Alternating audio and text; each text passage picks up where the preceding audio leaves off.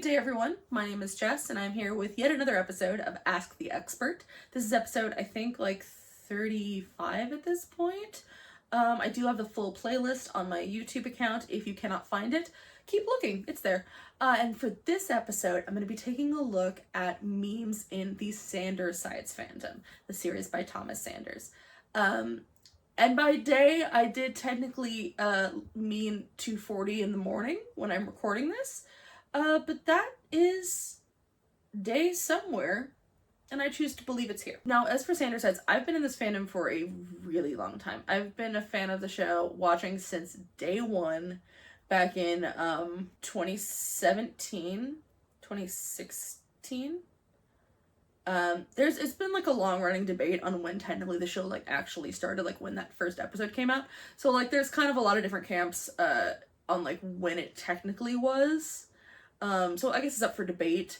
I am on team 2016, so that is when I started watching, but I feel like I kind of like always knew it was coming before then. And not even like from just Thomas's stuff.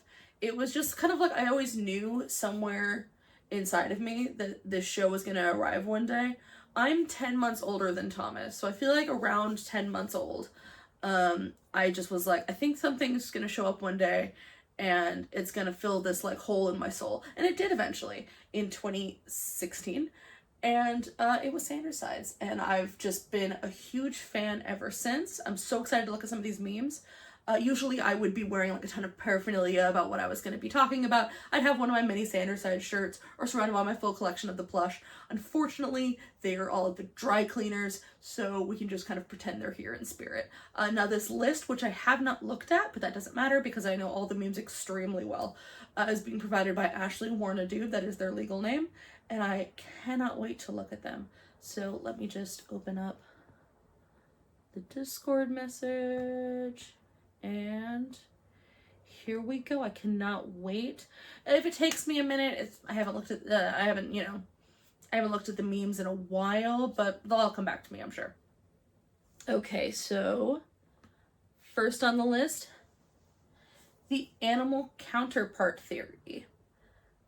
That is yes, of course I remember this one very well. It's the idea that all of the sides have animal counterparts, with Janice being obviously the snake, because of the scales, Remus being an octopus. I've never understood why, because at no point does he have tentacles, but I guess it's an aesthetic vibe. Technically, I always think of it more as a raccoon, but whatever.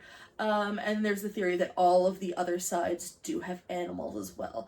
With Virgil, there was the idea that he is a spider, and that's why he wears his jacket to cover up his legs and the eyeshadow to cover up the different pairs of eyes. There's also theories that he might be a cat, which is less filled out except for the hissing.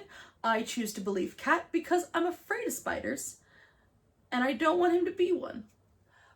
With Patton, everyone for years and years and years and years thought obviously dog. Turns out frog, very close. They rhyme, so that makes sense. For Roman, I know some people thought horse for a long time. I think they were going for like a Maximus from Tangled vibe, and they kind of thought maybe that like he secretly had hooves and that the design for the Nayslayer was based on him. I'm so mad that I know what the Nayslayer is. Well, horse was always the most popular theory. I was always on team peacock. I feel like if there was ever a moment where Roman would actually genuinely feel good about himself, he would have a giant peacock tail that came out of his back, and it would be incredibly beautiful to see. And then everyone agreed that Logan was an owl, and that his aspect was that he could turn his head fully around. He never did it on screen because they thought that maybe it would be scary, but that is something that a lot of people do believe that he can do. Next is Prinxiety and logicality are real. That is all. This is a tweet that was all over the place by Thomas, it seemed. Prinxiety and logicality being pairings, Virgil and Roman, and then Patton and Logan. And yeah, everyone believed that this was Thomas. It was eventually revealed to not be Thomas. However, very few people actually know that while the tweet was fake, it was in fact a fake tweet made by Thomas. Not because he believes that, but because he's an agent of chaos. The Virgil and Janice name theories. Obviously, we didn't know their names for a while, so everyone was trying to guess what they would be. I remember the big ones with Virgil were Anks, because that's a name you hear often. And then because they thought maybe it would end with an A-N or an O-N, like Pat and Logan and Roman, they thought it might be Brian. There's also a big theory that it was going to be Phoebus, because of the god of fear being Phobos. It's not taking me a minute because I'm forgetting. It's because I'm just like, I just haven't thought about it in a long time, and it does make me really emotional. The other one that was like really huge was Oswald, with Oz being the short version, because Thomas was a big Buffy the Vampire Slayer fan, and because it's related to the goddess Oasis? Oasis? I know what their name is. Who's the goddess of anxiety and depression. And then for Janice, it was a little bit easier because we already had Remus's name and people assumed it was going to end the same way. There were some people who thought it might be different. People thought his name might be Billy Liar, because there's a big crossover with Satyr fans and John Schillinger fans for the 60s movie Billy Liar. Everyone knows this. The other one being Frank, because of Frous, which is a goddess of deception, I think. Yes, I know. Or they thought it was going to be Judas, because Snake and, you know, the Bible and stuff. Okay, the next one is Y'all's Hood / Cowboy Logan. I'm smiling because of all the memories I have of this meme. They kind of felt like he wasn't happy with what he was doing as a teacher. He hadn't really taught in a while. In fact, because he was so busy trying to deal with Thomas and all of his problems, he did let his credentials lapse, so technically wasn't a teacher anymore. But they wanted him to be able to have some kind of position, some kind of identity in that way, and they thought maybe, like, working outside would get out some of his aggression. So they thought maybe Cowboy, they don't wrestle cows, and I don't know why my brain's telling me they do. They do not wrestle cows. No one wrestles cows. That's not a thing. What do cowboys do? Besides, like, lean on posts and chew on wheat. Granted, I don't know how many cows are in Florida. He might have to be like a gator boy instead. He already is a gator boy. Go Gators. Is the mascot of Thomas's college. Which I don't just, it's not like people hold on. It's not because, like, people I'm a fan of, I magically know the mascots to their college. He went to the same college as my dad, so I grew up with a lot of gator stuff. I just realized that sounded weird. The pink side. The idea that Thomas has more colored sides, one of them being pink, which everyone thought was clearly his gay side, which people don't know. If you happen to be a fan of Sanders sides and you were not gay or queer in some way, you don't realize that in fact all us queer people do have a queer side. I don't know what it is for straight people. Roman has no legs. There was a theory for a very long time that Roman was a ghost.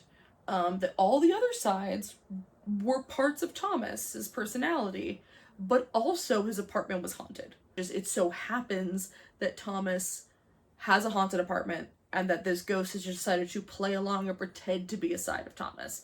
It could have been really cool. It could have been a great reveal for like a Halloween episode, but eventually it was proven that Roman does have legs and therefore not a ghost, just an imaginary friend. The brown side, which was going to be Thomas's more like grounded side. So like realist, but not like Logan. More just kind of like the calm side, kind of very zen.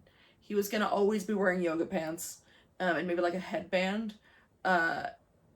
It was deemed that he would be too boring. Who broke this vase copy pasta? People love to say it. They love to say it, they love to put it everywhere. And they're also asking a genuine question. Who did break the vase? Even though I feel like this was answered really clearly on screen both times. It was Thomas. And then it was a sword. But there was like this ongoing conspiracy theory that there was like a deeper thing going on, that it was like this whole like hidden thing that no one would see and no one was talking about. It got like really intense for a while. And they believed that it was the Zodiac killer, aka Roman Sanders. Thomas, who was born in Florida in the late 80s, that the aspect of his personality that represents creativity and passion also killed some people in San Francisco in the 70s. This also really played into the whole like Roman's a ghost theory. It was that piggybacked off that. Yeah, that was a really crazy time in the fandom. I swear some of the fandom wars in this place were just really intense. I'm getting emotional thinking about it. It's 3 in the morning. Sen Thomas. Right. Oh my gosh, yeah, I do remember this. So this was after Fitting In, right? Where everyone kind of got their look updated and people were kind of wanting Thomas to get a big overhaul of his look for character Thomas.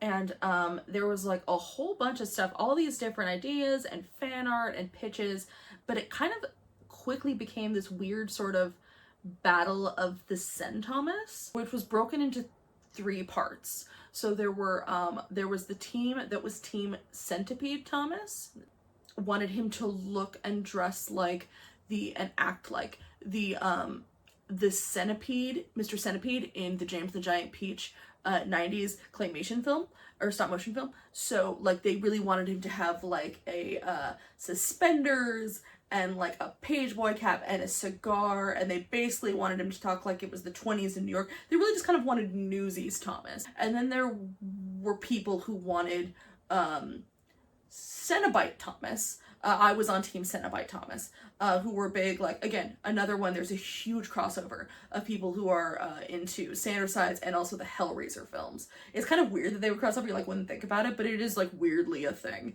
There's, oh my god, don't even just type in Sandersides and Hellraiser on Wattpad and just, it goes crazy. So they really wanted Thomas to get into like a Cenobite look. It'd be a lot of leather, which would be expensive. So I kind of get why, like, realistically it wouldn't work. And then there were people who just wanted him to be a centaur. And I don't think they were really thinking realistically about like how much that would actually cost to pull off with all the CGI and all that stuff. Like, you know, look, it's a small operation here to do that much computer generated stuff. And also, like, if he was a centaur, that would bring into a lot of questions like how things work in his apartment at this point. I feel like there were a lot of people also who were haunted by the design for the Nayslayer and just kind of wanted to correct that by going like, hey, why don't we just make him a full centaur? So anyway, that was the War of the Sen Thomas. Obviously nobody won because none of those things happened. And we can both grieve and celebrate the fact that that is the case. Next we have Vetal Miking. People love Vetal Miking. That's the Talon's line from the bloopers of the episode where all his friends are the sides. And I'm describing it instead of saying the name because I want to be welcoming to newer fanders who might not like immediately remember all the names of the episodes. So I'm going to choose to describe it as opposed to actually saying the name of the episode, which I do know. Vetal Miking, yeah, of course, you know, flipping the Viking metal, Vetal Miking, flipping that. But really there is a deeper meaning because Vetal does mean something. It is the name of a goblin of some kind, I believe. And miking is like miking them up. So Talon's actually expressing that they're a fan of goblin music, which I've never heard myself. I don't know if I should maybe cover on here as like a reaction person, if I should look into goblin music. But I bet it's kind of cool. It's probably pretty hardcore. Next is the Crayon theory, which is referring to the crayon in the bloopers of that one episode with the puppet episode. Again, saying puppet episode as opposed to the title, which is learning new things about ourselves, because I want this to be accessible to everyone. The crayon theory is from in those bloopers when Roman is writing in the is coloring in the coloring book, he breaks his blue crayon. And he's like, guys, I broke my blue crayon.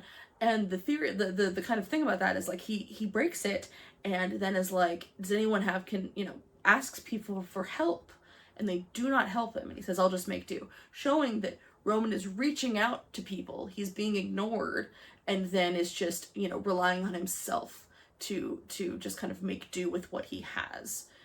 And then there is also the theory, because it is a blue crayon, that it was foreshadowing that they were gonna break Patton's spine, which I thought was really weird, because like, why would they ever do that? Rainbow theory, and that's that all the sides and everything are creating a rainbow, so we need orange, and maybe orange will come and we'll see what it represents, maybe probably just like grumpiness, but that all together they make up one gay man, which it takes a lot to make that, and I think that's really cool that they highlight that. Opposite theory, which is that all of them, all of the sides, not what, I know what it is, that all of the sides are like opposites of each other. So what you'd have, like, again, not what I know, that you would have Patton and Janice, because morality and deceit, and then the two creativities, and Virgil with nobody, because he's like the weird in the middle guy, and then Logan with maybe this future orange side of grumpiness, because the opposite of logic is grumpiness. Next is Missy and Pranks. So this actually started in fan fiction, because like when a show is going for a while, sometimes like in a sitcom or something, they'll add like a cute little kid, or someone will get a pet or something. So that started to kind of happen over the years in Sanderside's fanfic, is that they wanted to add something cute to be in fan art and to be in fanfic. So in it, they decided that because of that moment where Roman can conjure puppies, and the way that like Patton's really excited, it seems like that's something unique that Roman can do, is Roman gets a pet. And because Remus is creativity, Remus also gets a pet. So Roman gets this like super adorable, beautiful white fluffy Persian cat with like beautiful blue eyes named Missy. And Remus has a goat named Pranks. And it was a bit like, there's a ton of fan art about them, and they're really cute. Like, it'd be cute if they would maybe make a reference to it one day in the series. I don't think I would like, obviously, like, I don't think they have access to a beautiful cat and also a goat. Next is, the second to last one, is the others. The idea that there are more others than what we've seen being Remus and Janice. We've got potential grump side, but then there's maybe a lot more, because the way Virgil says it is like Janice or any of his friends, not just Remus, multiple friends. So there could be a lot more, and it's like people have made, I mean, full character designs, all these different things for like what the dark says, what the others are, a depression side, a clumsy side, a sneezy side. There's a whole bunch of different ones, and we'll see how many end up being canon. But I think that it's really cool to just kind of start collecting them all, because the more that they make, the more they can make U2s of, and they can line your shelf. And that's smart. That's smart marketing right there. And finally, the last meme / theory I'm gonna cover is Logan eats books, because he eats jam and therefore eats what he loves, and he also loves books. So he also eats books to gain their knowledge, as he eats crofters to gain its strength. It also stemmed from, it was like a weird sort of domino effect of Alice in Wonderland AUs, where like he would be the caterpillar, and then people went from like caterpillar to like, oh, it's the hungry caterpillar because he loves jam so much, and then it was like making him a little worm. Oh, he's a worm. Oh, he's a bookworm. Bookworms eat books.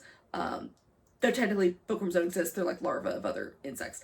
And he would appreciate that because he appreciates clarity. But yes, that is the idea, is either he's a little worm that eats books, or he just consumes books for their knowledge / strength. And that's also why he's mad all the time. Not all the time, but sometimes, because his tummy is full of paper cuts. And that's not comfortable. And that is it, guys. It was really, really fun to share this video with you all, to be able to express my love of this fandom and my deep knowledge of all of the memes, the history of the great Sanders Sides world. Okay, big thanks to Ashley Warnadude for setting up this goofy little April Fool's joke for everyone in the fandom on Twitter, and thank you to her for giving me the idea to do this little video as someone who has only been in the fandom for maybe a month and has seen, started watching the show in September and just finished the show a couple months ago, and knows nothing of these theories. She thought it would be fun to give me the list and then try to figure them out as I go. I don't know how well I did. I guess I'll find out, but there we go. Thanks for bearing with me, guys. I had a lot of fun. It's now like almost 3:30. I'm gonna maybe go to bed. Bye, everybody. I hope my regular viewers don't see this because they're gonna be real confused. Bye.